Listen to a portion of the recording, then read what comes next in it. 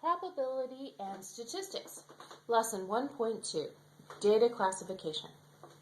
Our objective in this lesson is to be able to classify data as qualitative or quantitative, and also be able to tell which of the four levels of measurement apply.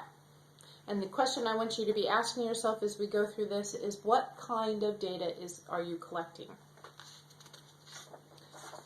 Statistics is a language, and we have a lot of vocabulary, so let's get started. We have qualitative, quantitative, nominal level of measurement, ordinal level of measurement, interval level of measurement, and ratio level of measurement.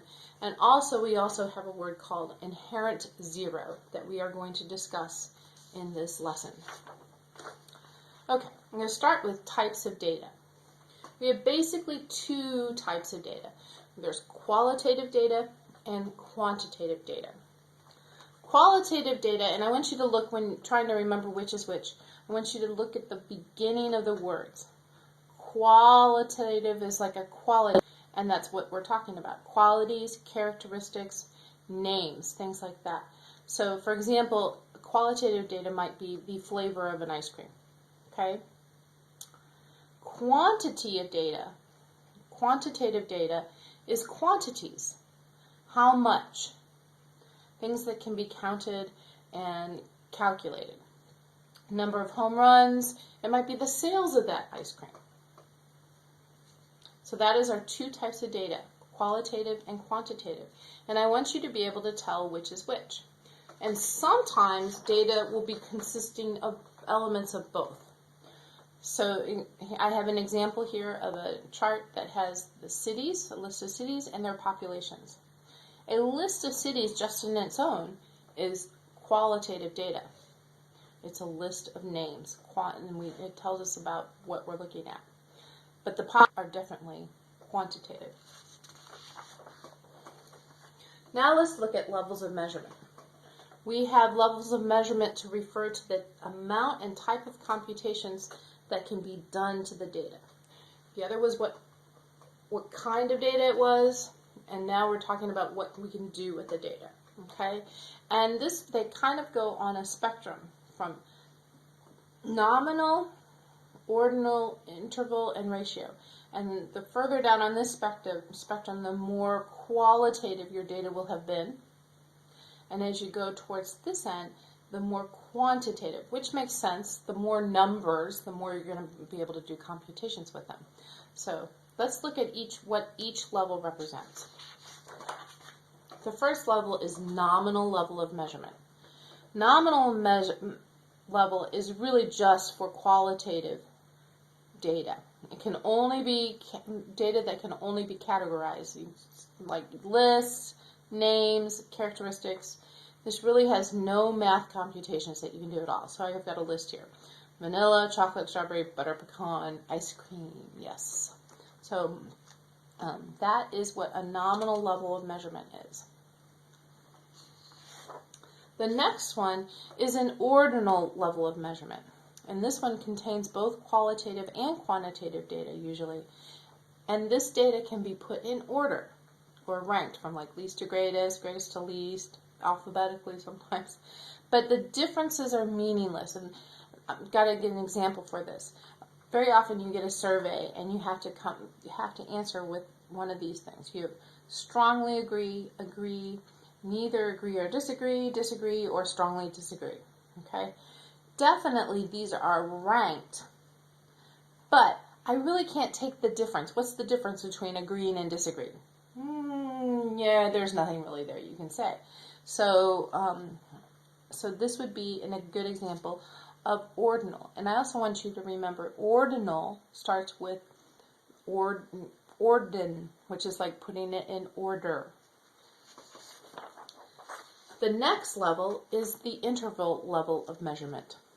This is data that can be put in order and ranked, and it also, that when you take the differences between those orders, it makes sense. There's a reason to do it, and it's meaningful.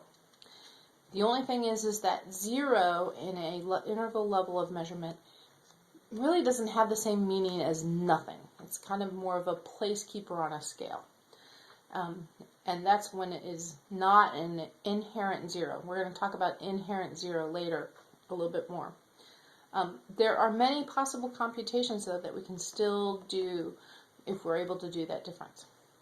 This is an example of an interval measure. If we are taking the temperature different times, we have -40, 0, 5, 20 degrees. I'm assuming Fahrenheit or Celsius, doesn't really matter. What we're going to say is that although I can say I know that -40 degrees is 40 degrees less than 0, I can't really make a ratio out of that. Well, I couldn't make a ratio with 0 in it very much anyway. But just because I've got -40 degrees is not just twice as cold as -20 degrees. So that's what I want you to keep in mind. Interval means I can find the intervals, and they mean something. And the last level is the ratio measure of level of measurement, and it means just what it says. I'm going to be able to use ratios with my measurements. Data which can be ranked, its meaningful differences, and can be computed, and the zero is inherent, which means there really are ratios. So that means I can really do many computations. For example, I can look at sales. Sales, if in December I had 15, in January I sold 20, whatever it is, February I sold 40, March I sold 0. Well, this 0 really means 0 sales. There's nothing there. It's not a placekeeper on a scale. And I also can say that I had twice as many sales in February as I did in January. There's a ratio relationship here. Okay?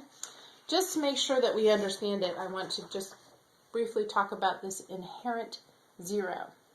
And this is a 0 that means none, truly means none, and that is not a number on a scale. So a sales 0 means I didn't make any sales.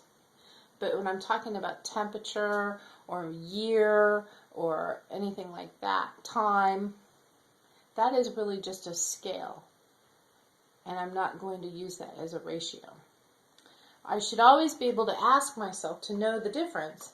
Does it make any sense to talk about half as much? Half as many sales. That makes sense. Half as many years when you're talking about when the Cardinals won the World Series last time. That doesn't really make any sense. So that's where the difference is between the interval level of measurement and the ratio level of measurement. Hopefully, in class, we will be able to do some examples and you'll be able to classify these yourself. See you in class.